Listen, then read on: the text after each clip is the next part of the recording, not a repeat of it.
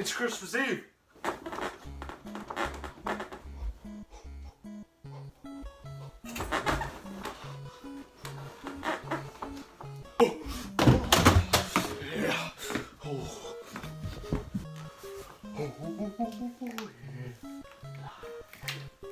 Yeah.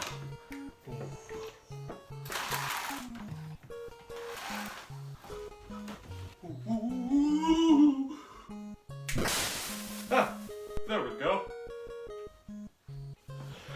Man, I love Christmas so much, and December in general.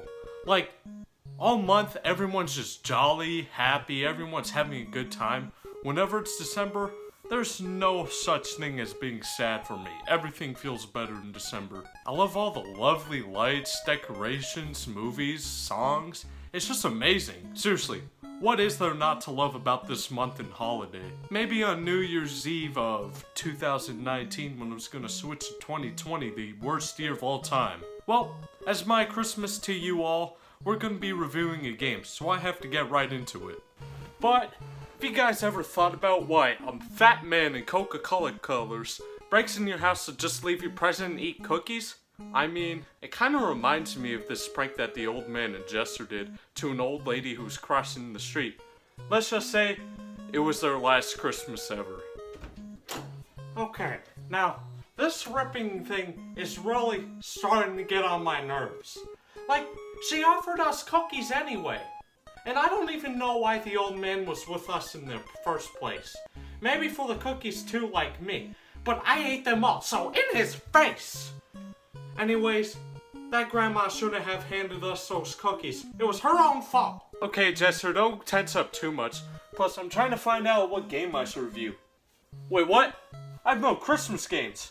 I mean, I do have Home Alone for the Game Boy, but I don't have a way to record the Game Boy right now. We can try that game next Christmas, along with the NES version. Anyways, I got a present for you. Oh, thanks, man. Looks like some NES games. Can't wait to open it. Plus, Jester, why don't you cheer up a bit? It's Christmas. There's nothing to be sad about. Dude, just don't worry and open the present. Whatever you say. Don't mind if I do.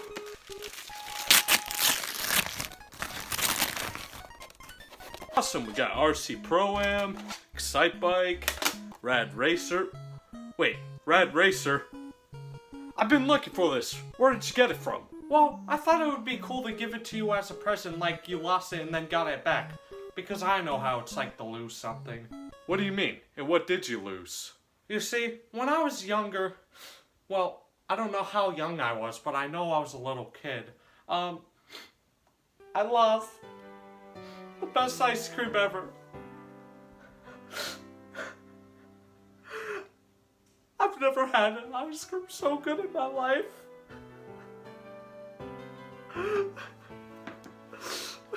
Sorry. And I got the ice cream kicked out of my hand on Christmas Eve. I got it from the nicest ice cream stand there was. And it just got kicked out of my hands by some fool. I'm gonna kill whoever did that. But anyways, that was a long time ago on Christmas Eve. Oh, sorry to hear that, I guess. Plus, I didn't even lose this. It just stays on my shelf where it stays in the Nintendo. But whatever. Thanks for the gifts anyway. Anyways, the old man will be reviewing those games with you today, so bye! Oh god, I gotta take a fat shit!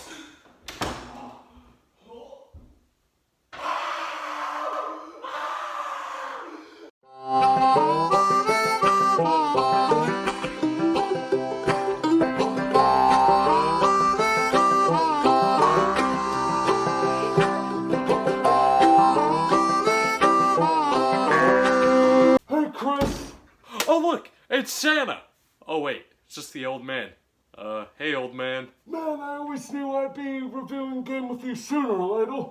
It's about time! So you guys, today we will be reviewing 3 racing games for the NES. Excite Bike, Rad Racer, RC Pro-Am, E.T. E.T.? Oh god. Not E.T. Well, these are all games you could have expected to see as a Christmas present back in the day. So I guess I got these as a present. So anyways, let's get into the review, see if these games are any good or not. The first game on our list is Excite Bike. Released in 1984 for the Nintendo Entertainment System, Excite Bike is a motocross racing game where you play as a BMX dirt biker racing 5 different courses. There are 3 options you can choose: Game Mode A, B, or Design. In Game Mode A, you will race by yourself to get under the time at the bottom left-hand corner of the screen, and get in at least 3rd place. If you don't, you're unqualified for the next level. There's also multiple things to get by. You will have to jump over ramps, dodge barriers, puddles, and try to keep your speed up. Here, let me play a level. Nah, old man, I think this game's a little too intense for you. I said let me play a motherfucking level. Okay. Take it. God, just play. Thank you.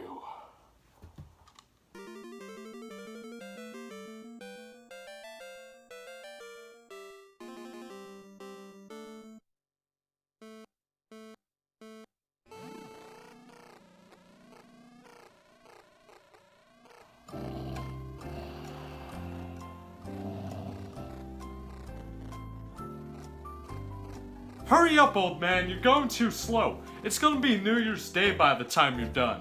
Hey, leave me alone. I'm an old man. An old ass fucking man. That's what I'm labeled as. Now you give me respect. Damn kids these days.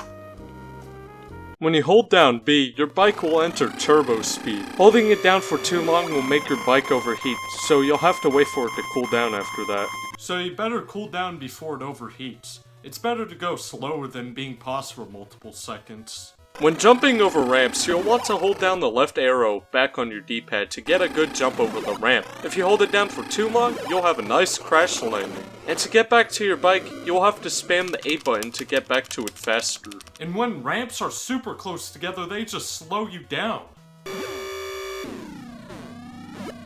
Come on, just let me go fast! When ramps are close together, you'll want to use your turbo boost to get by them easier and quicker. So once you complete the 2 laps before the time, you'll move on to the next level.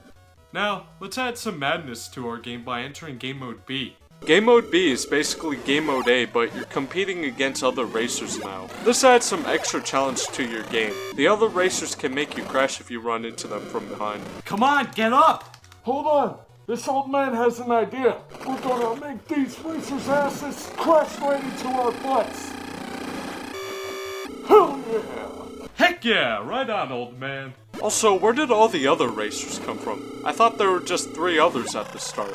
Whatever. So yeah, Game Mode B has the same objective as Game Mode A, but with other racers to add some extra challenge. Which, in fact, you're racing against the time like you do in Game A. The racers are just obstacles. Now we'll take a look at design. If you look on the label of the game, you'll notice it says Programmable Series, which was an NES series of games that allowed you to create your own courses and games. And in design, you get to make your own custom tracks for you and your friends to race on. This is the game mode I like to spend a lot of my time on this game with. And that goes for a lot of others too. You have a track you can make as big as you want, and can select multiple different obstacles for your track. When you're done, you just click end. And done? Alright, Frail Bones, give this track a try. Oh, I'm gonna do just amazing. You watch.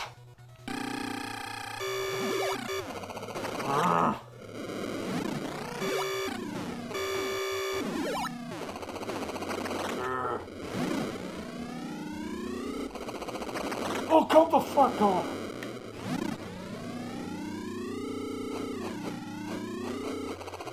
Seriously?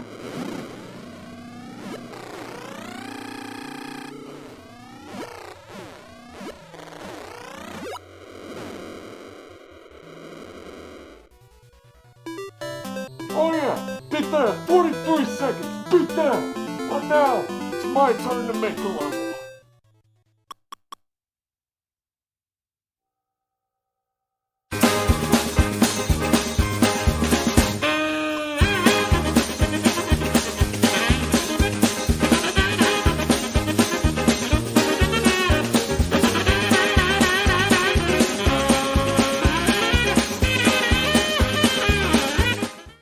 Alright, old man, let's check out your cakewalk of course.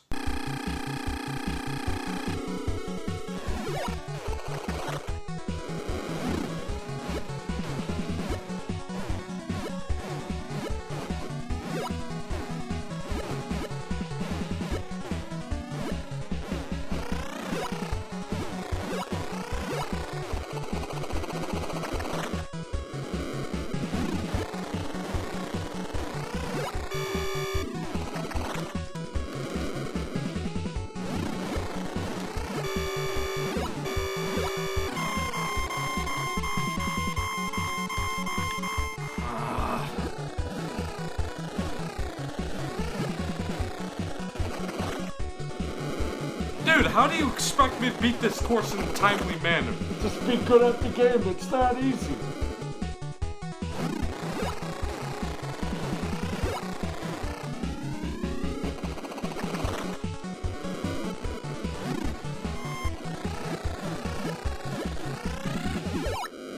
Finally, finished. Yeesh, not quite fast enough. And he said these fucking frail bones couldn't go faster than you. Yeah, take one of these. So that's Excitebike.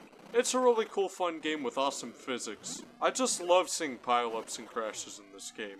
Now let's move on to the next game, Rad Racer. Released in 1987 for the Nintendo Entertainment System, Rad Racer is a game where you play as a street racer racing across 8 different tracks to make it to the finish line. You can race in either the 228 Twin Turbo or the Formula 1 machine. Now real quick, in most racing games you're given other opponents to race between. But instead, in Rad Racer you're going against the time, kind of like in Excitebike, but a little different. You're given a certain amount of time to complete each lap, but each race is long, so there are checkpoints throughout the track that will give you extra time to complete the stage. While racing, you're going to want to be careful for sharp turns. Sharp turns can cause you to drive off the road and hit the tree, which will cause your car to crash and waste your time. You should really only worry about this when you're using Turbo Boost by holding B. Only use the Turbo Boost when driving down straight roads. When a turn is coming up, signs will warn you that a turn is coming. And as soon as you see these, let go of B. If you continue to hold the boost, you'll lose control of your car and crash into a tree or light post. It's better to go a little slower than to not be able to move for 5 seconds. Dang, that's one strong tree. It's literally enough to send your car flying sky high. The man the dang old fucking cars, I'm gonna beat their ass. Maybe have quicker reflexes and drive your car better. Maybe your skin won't be so wrinkly. You never even use that lotion I gave you. Sometimes you can get lucky in the game. When the time runs out, your car will still be moving but slowing down. As it's moving while the time's up noise is playing, your car will actually move you to the checkpoint and give you some extra time to complete the race at some times. Whew! Heck yeah! And this can happen more frequently than you think. Halfway through the race, it will shift into nighttime. When you have completed the race, you'll move on to more races, and each race will have different cars going against you. In the first race, you're going against a Volkswagen Bug, and then the next stage is a Corvette, and so on and so forth. The soundtracks in the game are alright, it's not that bad.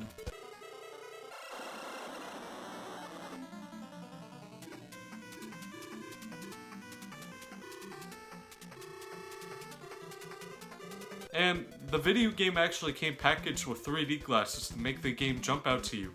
This could be enabled by pressing select, but without them, you just see this weird trippy screen. I'm not feeling too good. Oh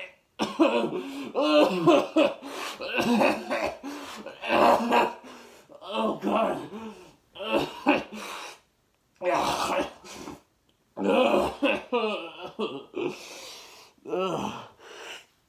Oh God. So yeah, that's Rad Racer. It's good fun and all, but there's just not much to it. Now, let's get into the last game. Released in 1988 for the Nintendo Entertainment System, RC Pro-Am is a racing game where you race RC toys across multiple tracks. This was one of Rare's first games they developed, and the game that made Rare a notable video game company. From what I've heard, so many people loved this game as a kid, and I found out this was true because my mom saw, and I had the game in my collection. She instantly had a nostalgia trip over it and talked about how she used to take turns playing it with my uncles. This title screen was very advanced for its time, off to a promising start. Now, when you start the game, you will see this screen that shows you what level you're on, how many laps you need to complete, the track conditions, and all of your upgrades for your tires, accelerator, and engine. Which all of these upgrades can be collected when racing on the track. Now, what the heck? The game shows us racing with Formula type RC cars, not redneck pickup trucks. This game's a motherfucking ripoff. That's the end of this from you. Fuck you. Calm your wrinkly nipples, old man. Try not to get a hernia from all this stress. Ha ha. Very funny, Chris. No. Not again. Not this episode! Anyways, the game is in an overhead bird's eye view. Man, we really have had a theme with these games. Paperboy and Roller Coaster Tycoon games were too when we reviewed them. But for real, this game is quite graphically impressive. Just look at the sprites of the vehicle. There's also obstacles that will keep you from winning the race, like puddles, oil spills, rain clouds, and your opponents firing at you. Which leads me to my next topic, items. Items can be used to help you win a race. Zippers give you a speed boost. A roll cage acts like a superstar from Mario Kart that will hurt other racers if you come into contact with them. Missiles you can fire at racers. Bombs, which is used to blow up racers behind you like the explosive barrels from LEGO Racers. And ammo, which can refill your missiles or bombs. Now, as you're racing, you can find these different types of letters on the track. They all spell Nintendo. Every time you get a new Nintendo, you can get a new car. But still not a Formula 1 racer.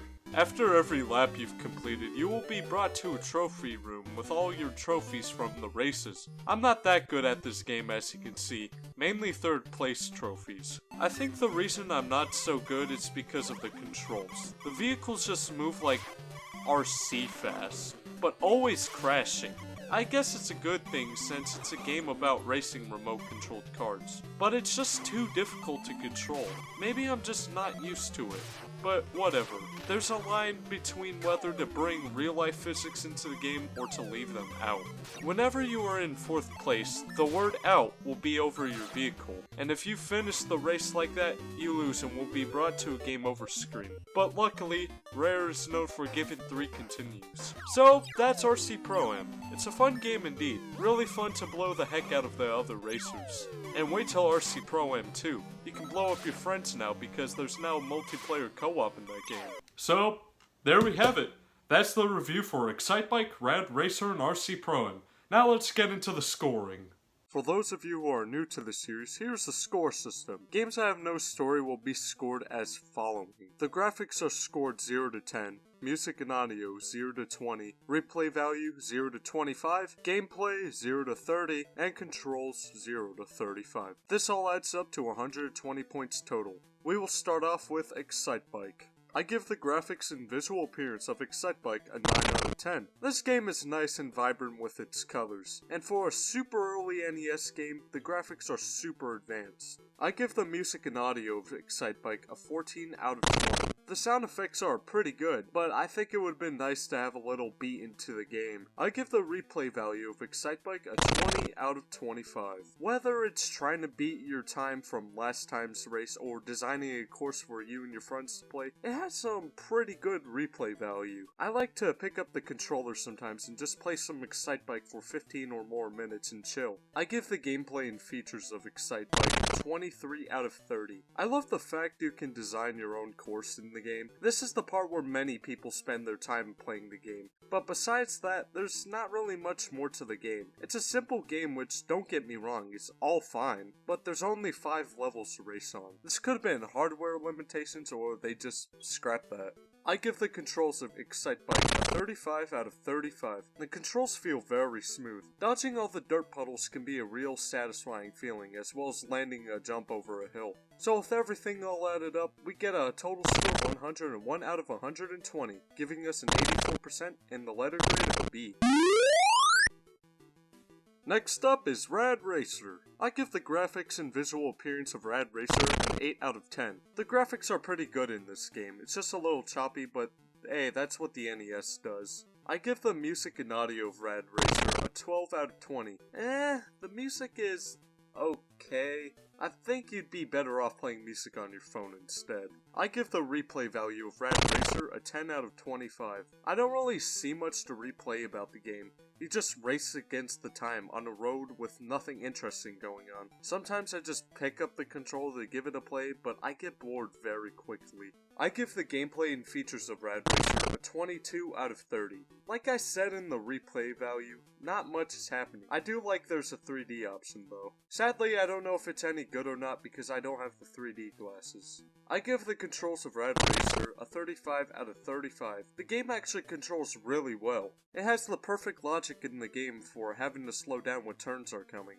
So with everything all added up, we get the total score of 82 out of 120, giving us a 68% and the letter grade of a D+.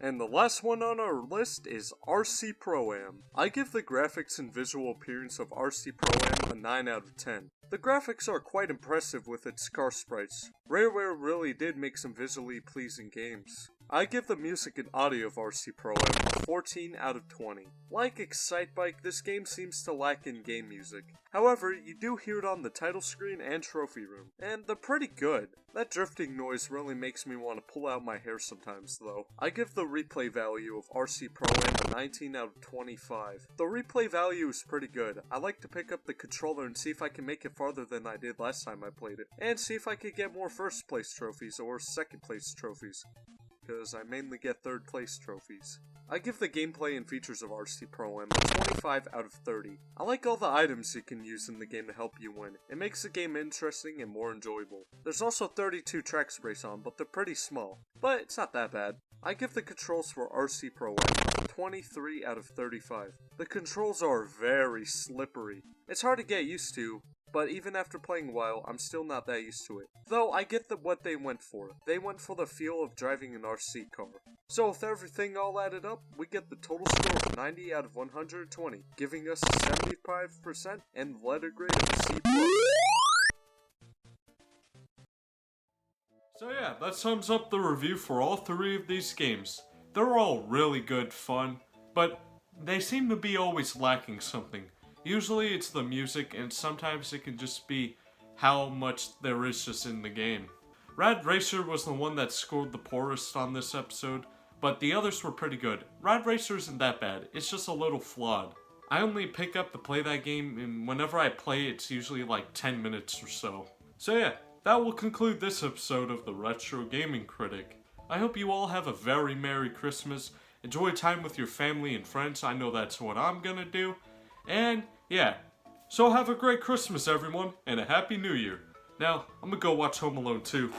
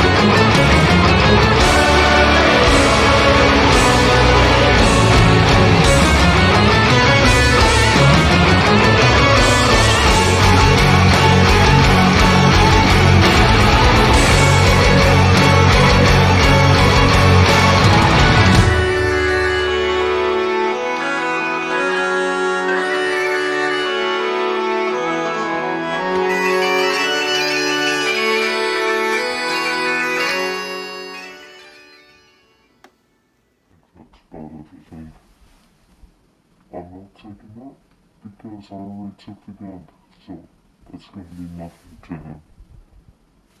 Oh crap. Gotta go.